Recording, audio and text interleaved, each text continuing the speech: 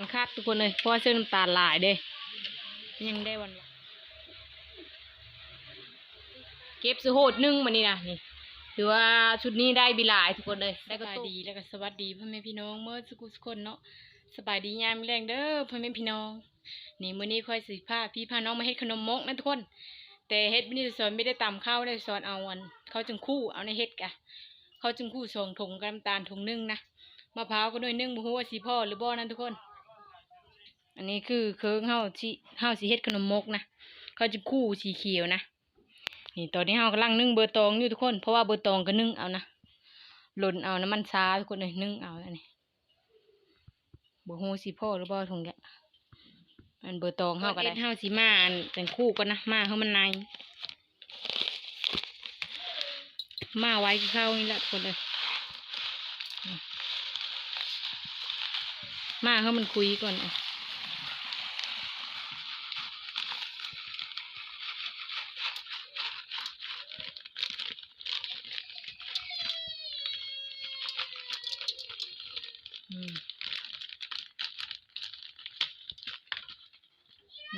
ถุงนึงก็คือสิได้หลายทุกคนเลยแต่เฮาเฮ็ด2 ถุงนะ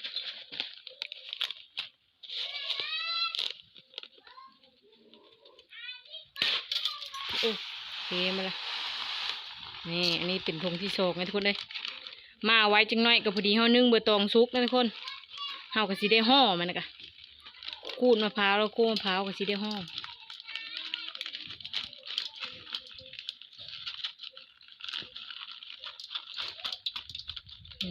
โอ้หลายทุกคนเลยนี่มันคุยคือสิได้หลายอยู่แล้วนี่มันจะมาไว้ประมาณเดี๋ยวมันคุยเวลาทุกคนเลยคนมันนี่เฮาก็สิได้พามะพร้าวก่อนนั่นน่ะพร้าวก็หน่วยใหญ่แต่พอหรือบ่หน่วยเดียวนึงมันเฮาก็สิได้ผ้าก่อนนะมะพร้าวห้าวทุกคนเลย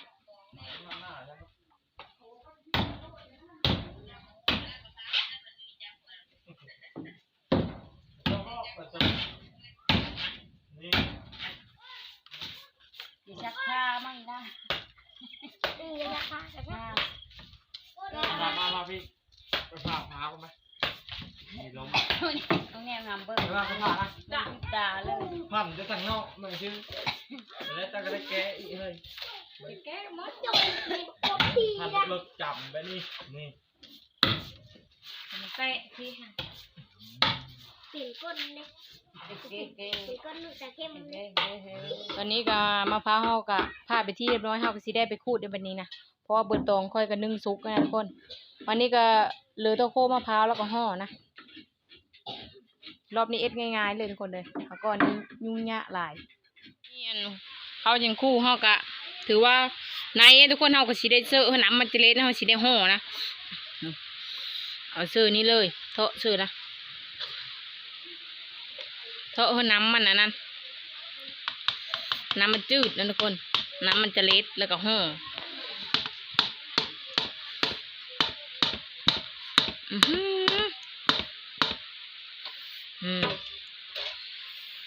แต่มะพร้าวเขาก็ยังไม่ทันได้ขูดอยู่เลยทุกคนฮะ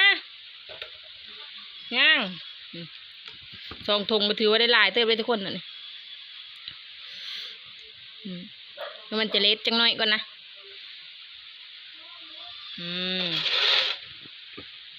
น้ำตาลเฮาสิโคใช่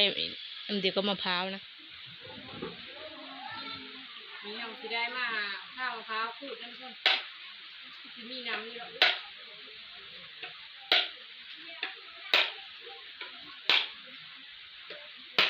ตัวน้ำมันก็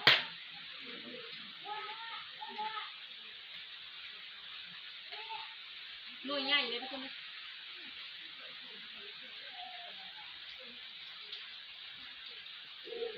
โอ้โห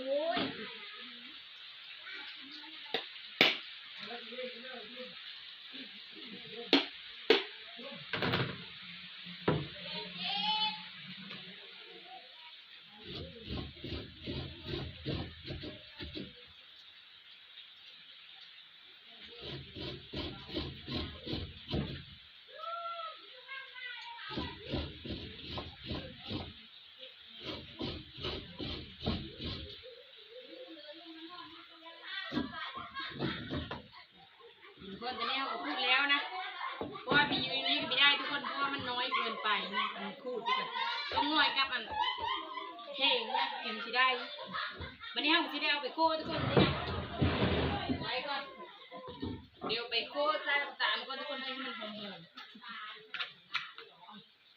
ๆน้อยเดียวถือได้หลายเติบทุกคนเฮาก็สิได้ได้ไหมนี่ทุกคนตอนนี้เฮาสิมาโค้นะวันนี้นะพอพูดแล้วนะ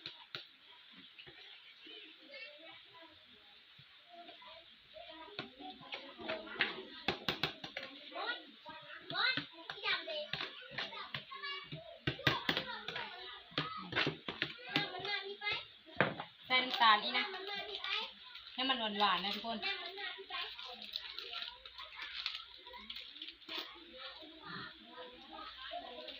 ใส่หลายๆเลยทุกคนอันนี้หวาน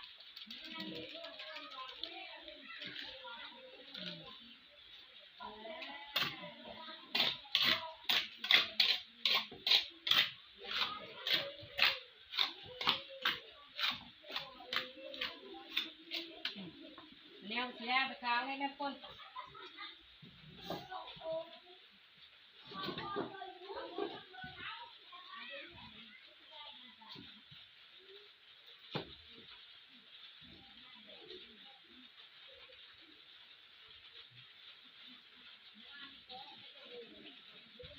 วันนี้เราสีแดงไปค้างนะ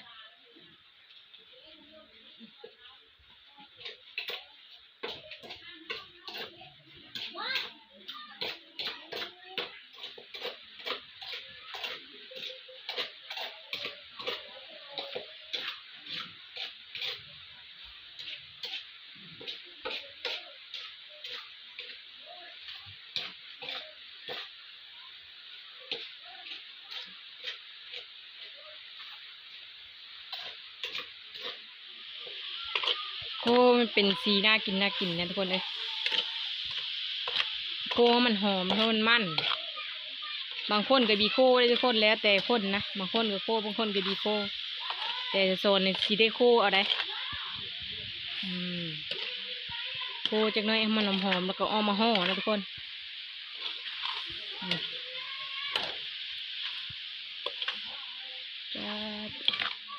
เป็นสีน้ำตาลคักทุกคนเลยเพราะว่าเส้นน้ำตาลหลายเด้ยังได้หวานๆหน่อยนึง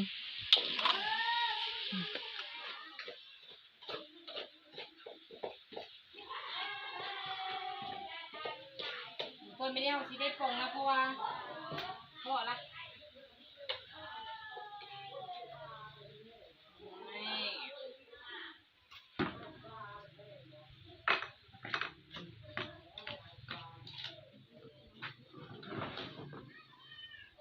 เดี๋ยวช่วยโค้ให้ทุกคนเลย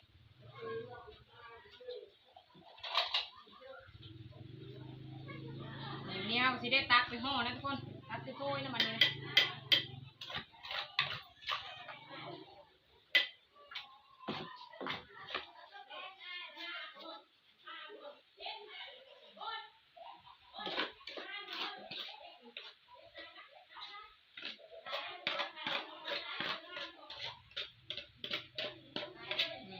โทยนึงจะมีเต็มเบลอแล้วทุกคนโทยนึงอะ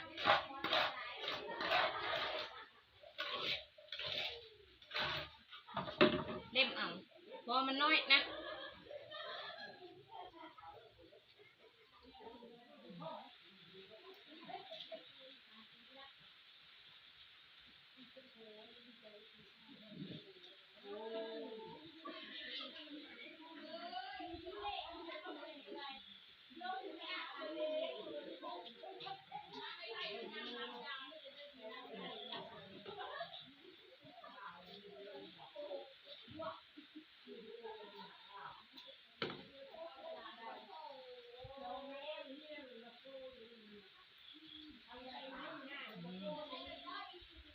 ได้หนึ่งทุกคน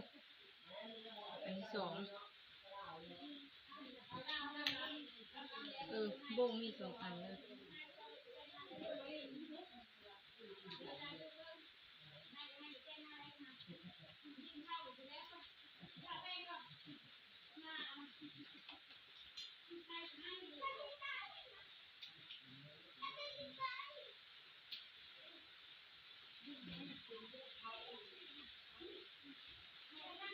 เด็กขนมไว้เสื้อบ้านอันมื้ออื่นนะทุกคนเพราะว่ามื้ออื่นนะบุญห่อข้าวอีอันปีนึงมีส่งเธอได้บ้านค่อยนะมีเดินซีฟกับเดินเก้านะทุกคนบางคนมื้อนี้นะเฮ็ดมื้อบ้านนะข้าวต้มขนมนะ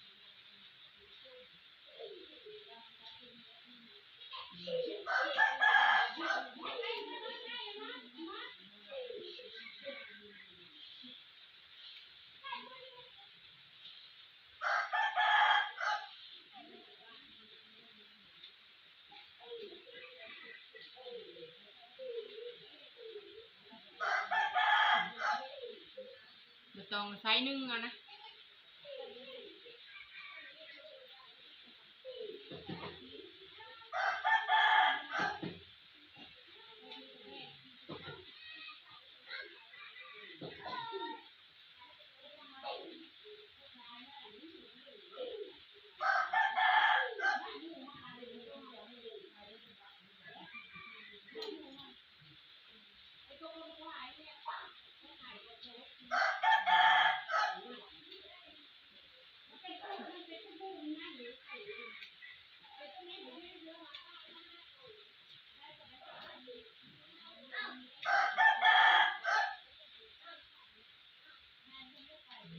คนงามอยู่ได้ไปเฮ็ดกันดูกีฬาตัวงามนะถือว่าผลก็ยิบยับยิบยับเลยทุกคนมื้อนี้นะ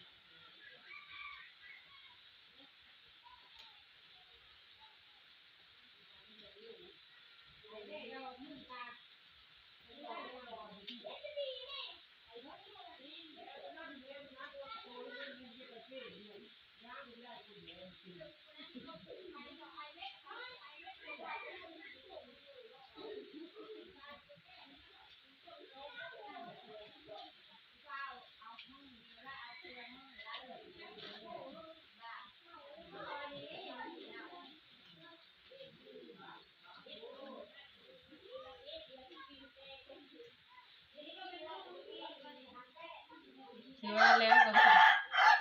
เพิ่งก็ได้ยังแล้วทุกคนเพราะว่าห่อคือเดียวนะ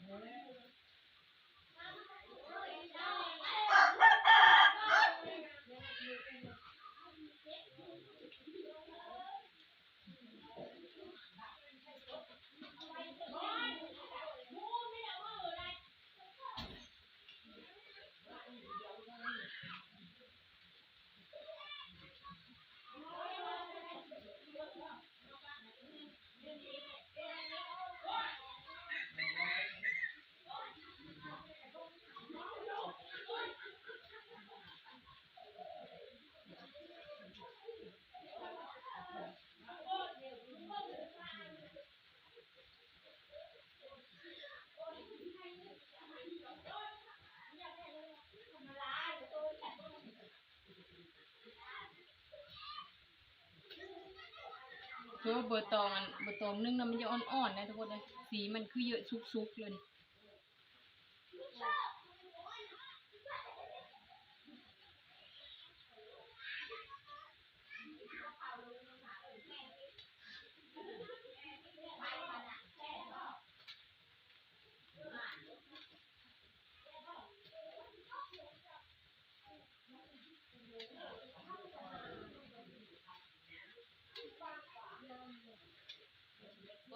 เพราะว่าเจอมันมีพ่อนะเจอมันน้อยเขาเลย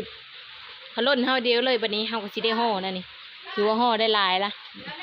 เขาล่นเขาเดียว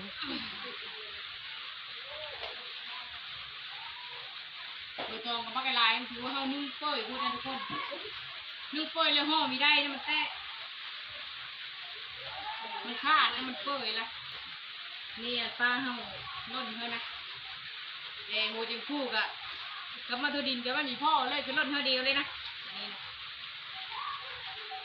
โอ้ยเขาเดียวเลยห่อสบายดีนะมันนี้นะ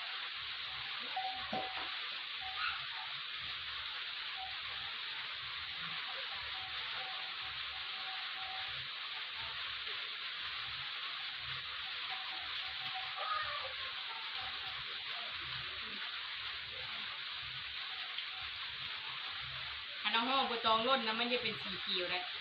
บตองนึ่งนี่คือทุกแล้วนั่นนี่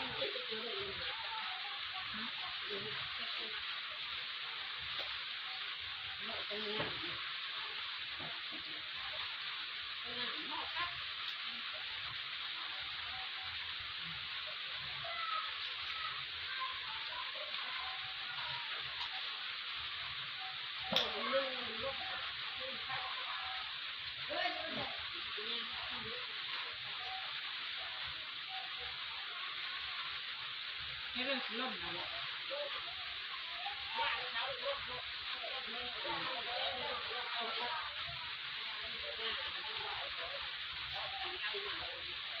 ช่วยพ่อไปเลี้ยงข้าว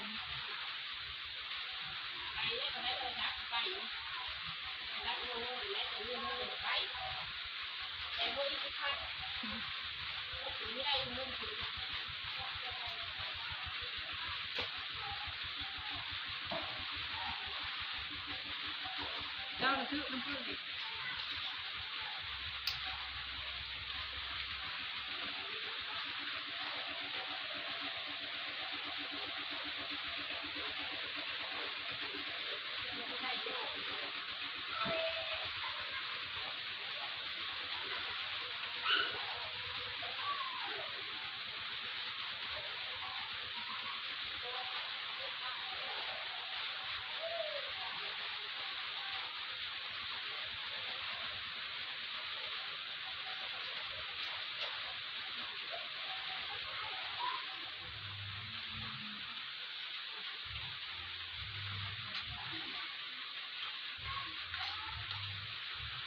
ดูเฮ็ดขนมบัลเลอร์นะ6 วันนั้นเลยนะทุกคนบัวตองมันหลาย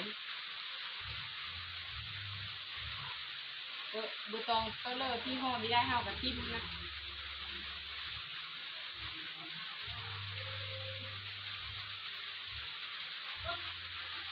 กินแล้วห่อกับจะได้กวาดทิม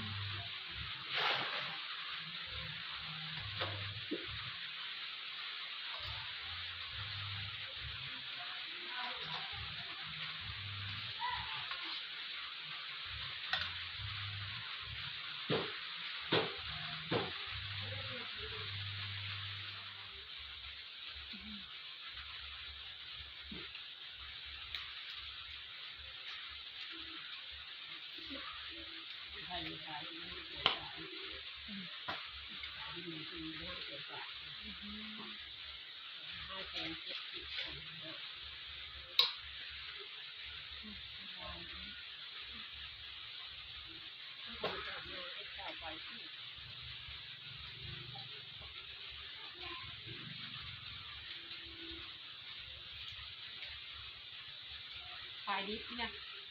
ขายไปกู้ไหมมันใหญ่โถหมดโถมันใหญ่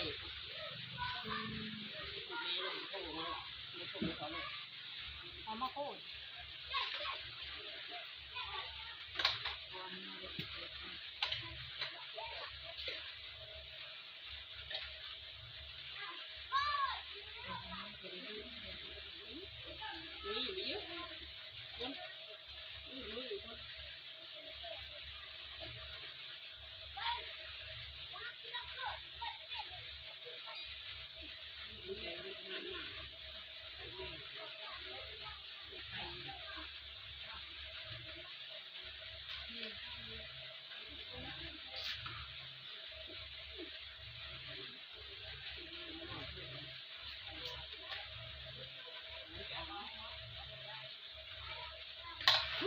ในมือไปแล้วครับนี่แล้วบอกข้อสุดท้ายทุกคนเลยเพราะว่ามดข้าวห่อนี้แหละแล้ว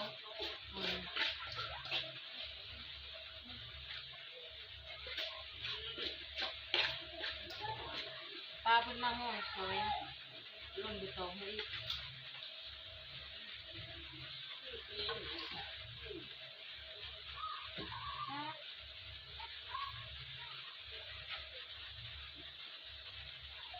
ไรบ้าง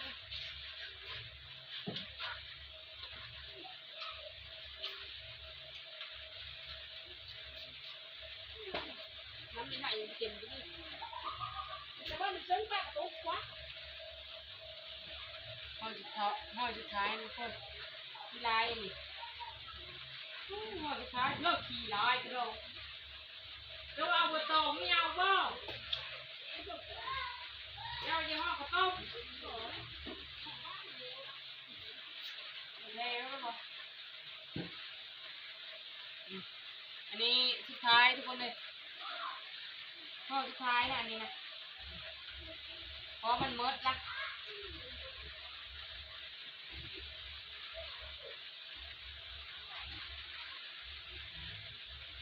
นี่เป็นห่อสุดท้ายแล้วพอแล้วไหวนะป้าเพิ่งมาซอย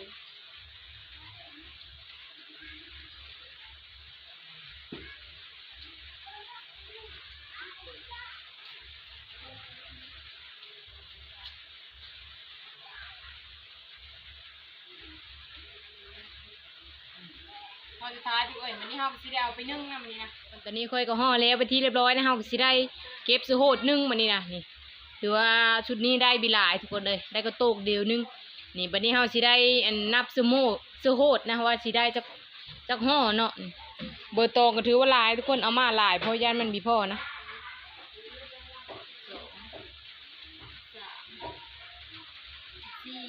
อันนี้จะซุกไว้ทุกคนเลยนี่คือข้าวเลย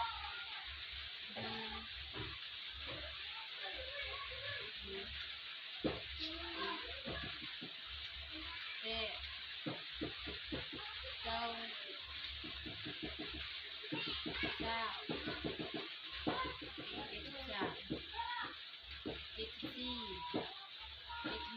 77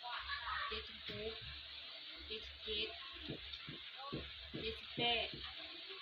79 80 81 82ได้83ห่อทุกคนแต่หาก้อนเนี่ยได้90ได้ชุดนี้ได้80 บาท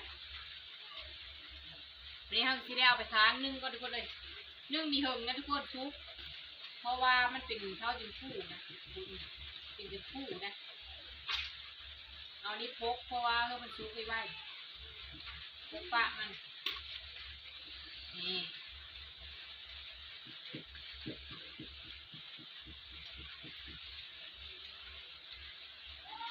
วันนี้เราจะได้เอาไปค้างนะทุกคนนี่เอาไปได้ค้างมื้อนึงก่อนนะ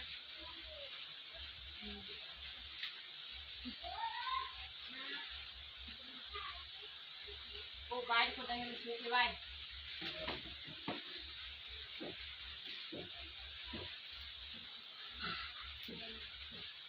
นี่วันนี้กระทะถ้ามันซุกเราจะกินให้ทุกคนเบิ่งนะเดี๋ยวนี้เราจะได้กวาดเท่าก็ทุกคนว่าเพราะว่าพกแห้งกันดีนะ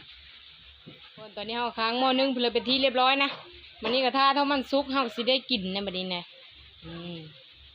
บุดนึ่งกับซุกนะทุกคนเพราะว่าเขาจึงคู่กับมันข้าวที่ห้าวต่ำนะมันบ่คือกันนะนี่ทุกคนตอนนี้มันก็ซุกนะพอคำละเอาก็สิได้ป่งก็มันป่งแล้วก็จิ้มแล้วก็ไว้ลงวัดเนี่ยมันพ่นไว้ลงใส่บาตรนะโอ้ยเบิกใส่เถาะกันโอ้หอมมาเลยบาตรต้มทุกเลยทุกคนหลายอยู่ได้บาตรไปกินแน่ก็ลงใส่บาตรแน่นะทุกคนโจมมานี่บัดนี้เฮาสิได้โจมมากินนะหลานเพิ่นก็มาลิ้นน้ำตำคำทุกคนแต่ตอนห่อเพิ่นไม่ได้ห่อน้ำเพราะเพิ่นลงเล่นนะไปกินมานี่มาคนกินมานี่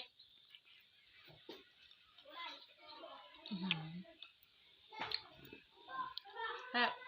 หวานพร้อมฮ้อนก็ฮ้อนก่อน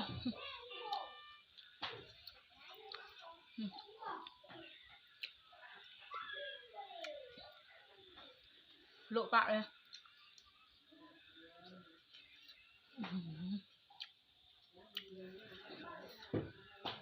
มาทุกคนเดี๋ยวนะ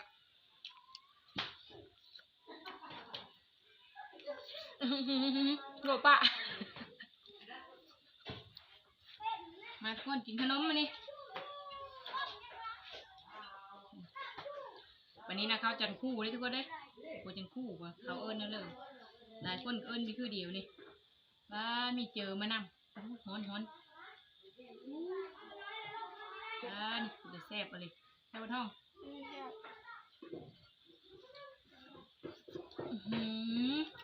แซ่บเอานี่เฮ็ดแหนมแซ่บดึงเข้าเลย หวานหอม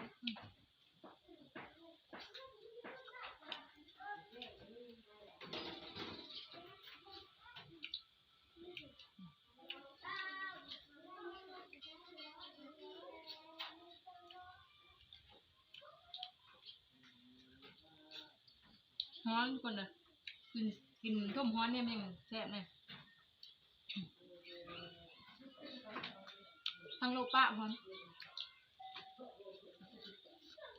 มันอันฮ้อนนี่เยอะอะนี่ทุกคนตอนนี้ซอนก็กินขนมเพื่อก็เป็นที่เรียบร้อยนะอ้ามน้ำเพื่อก็เป็นที่เรียบร้อยละ